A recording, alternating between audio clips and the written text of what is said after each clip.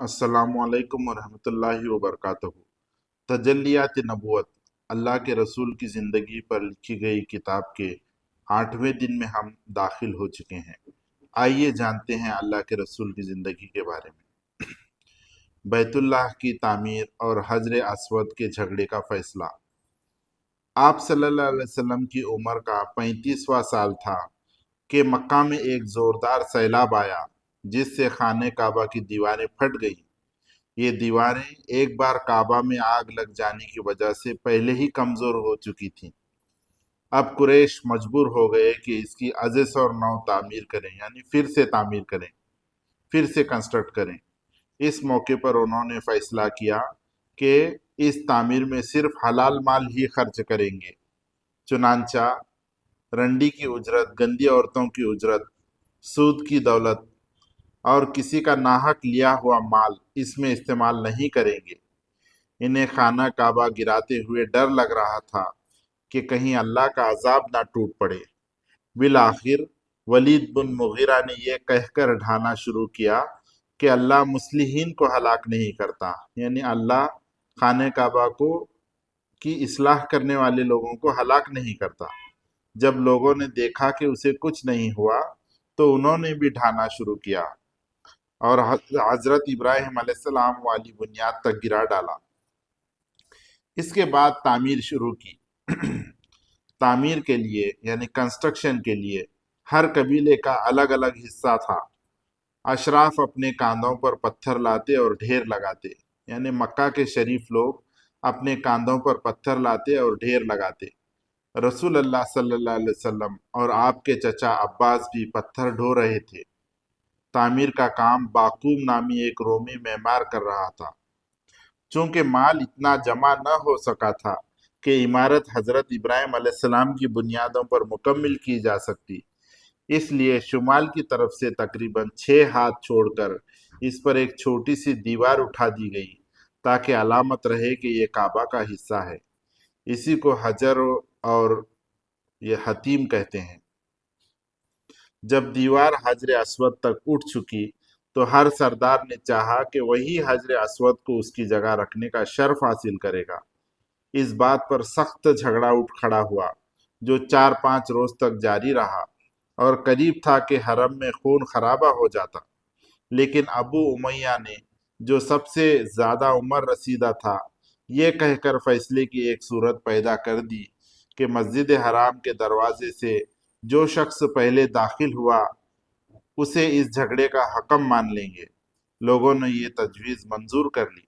اللہ کی مشیت دیکھیں کہ اس کے بعد سب سے پہلے جو شخص داخل ہوئے وہ آپ صلی اللہ علیہ وسلم تھے۔ قریش نے دیکھتے ہی کہا، یہ محمد ہیں جو کہ امین ہیں، ہم ان سے راضی ہیں۔ پھر آپ صلی اللہ علیہ وسلم ان کے پاس پہنچے تو آپ کو تفصیل بتا دی گئی۔ آپ نے اس کا حل یہ نکالا کہ ایک چادر لی، اس میں حجر اسود کو رکھا اور سب سرداران قریش سے کہا کہ اس کا کنارہ پکڑ کر اوپر اٹھائیں۔ سب نے ایسا ہی کیا۔ جب چادر حجر اسود کی جگہ تک پہنچ گئی تو آپ نے اپنے مبارک ہاتھ سے حجر اسود کو اس کی جگہ پر رکھ دیا۔ یہ اتنا عمدہ فیصلہ تھا کہ اس پر سب خوش ہو گئے۔ حجر اسود زمین سے 1.5 میٹر بلندی پر ہے اور دروازہ تقریباً 2 میٹر اونچا ہے۔ قریش نے اسے اتنا اونچا اس لیے رکھا ہے تاکہ ان کی اجازت کے بغیر کوئی شخص کعبہ میں داخل نہ ہو۔ دیواریں 18 ہاتھ بلند ہیں جبکہ پہلے 9 ہاتھ بلند تھیں۔ اندرون کعبہ 2 لائنوں میں 6 ستون یعنی پلرز کھڑے کیے گئے ہیں اور 15 ہاتھ کی بلندی پر چھت لگائی گئی ہے، جبکہ پہلے نہ ستون تھے نہ چھت تھی۔ نبوت سے پہلے آپ صلی اللہ علیہ وسلم کی سیرت۔ آپ صلی اللہ علیہ وسلم بچپن سے ہی سلیم العقل، پاک دامن اور بھرپور قوت کے مالک تھے۔ جوانی اور پختگی کا زمانہ آیا تو آپ کی خوبیاں اور نکھر آئیں۔ آپ درست سوچ، صحیح نظر، بہترین اخلاق اور عمدہ عادات کا سب سے بلند نمونہ تھے۔ سچائی اور امانت، مردانگی اور شجاعت، عدل اور حکمت، زہد اور قناعت، بردباری اور عفت، صبر و شکر، حیا اور وفا، خیر خواہی اور تواضع سب میں ممتاز تھے۔ بھلائی اور احسان میں آپ کا کوئی ثانی نہ تھا۔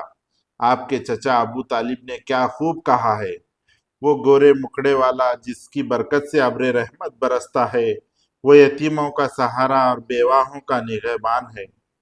آپ بڑی صلح رحمی کرتے تھے، لوگوں کا بوجھ اپنے سر پر لے لیتے تھے، تنگ دست کی ایسی مدد فرماتے کہ مالدار ہو جایا کرتا تھا اور روزگار سے لگ جاتا تھا، مہمانوں کی میزبانی کرتے، مصیبت کے مارے ہوں سے تعاون فرماتے۔ اللہ نے آپ کی حفاظت اور مہربانی کا خاص انتظام فرمایا تھا اور قوم کے اندر پھیلی ہوئی خرافات اور برائیوں کے خلاف آپ کے دل میں نفرت ڈال دی تھی۔ چنانچہ آپ بتوں کی عید پر حاضر ہوتے، نہ شرک کے میلوں میں جاتے تھے۔ آپ آستانوں یا غیر اللہ کے نام پر ذبح کیا ہوا جانور کھاتے، نہ بتوں ہی کو چھوتے اور ان سے تقرب حاصل کرتے تھے۔ لات و عزا کی قسم تو سننا بھی گوار نہ فرماتے تھے، یعنی کہ اللہ تعالیٰ نے اللہ کے رسول محمد صلی اللہ علیہ وسلم کی حفاظت فرمائی۔ وہ نہ شرک میں انوالو ہوتے، نہ شرک کیے ہوئے کھانا بنایا ہوا وہ کھاتے، نہ بتوں کو چھوتے، نہ لات اور عزا کی قسم کھاتے۔ گندے کام جیسے شراب نوشی، کھیل کود کی مجلسوں سے آپ انتہائی دور تھے۔ ایسی کسی مجلس میں آپ صلی اللہ علیہ وسلم کو کبھی شرکت نہ فرمائی، حالانکہ یہی مجلس جوانوں کی تفریح گاہ اور دوستوں کی جائے ملاقات ہوا کرتی تھی۔ آج کے لیے بس اتنا ہی۔ انشاءاللہ کل کے دن ہم دیکھیں گے کہ اللہ کے رسول کو نبوت کیسے حاصل ہوئی اور انہوں نے اسلام کی دعوت مکہ کے لوگوں کے سامنے کیسے پیش کی۔ السلام علیکم ورحمۃ اللہ وبرکاتہ۔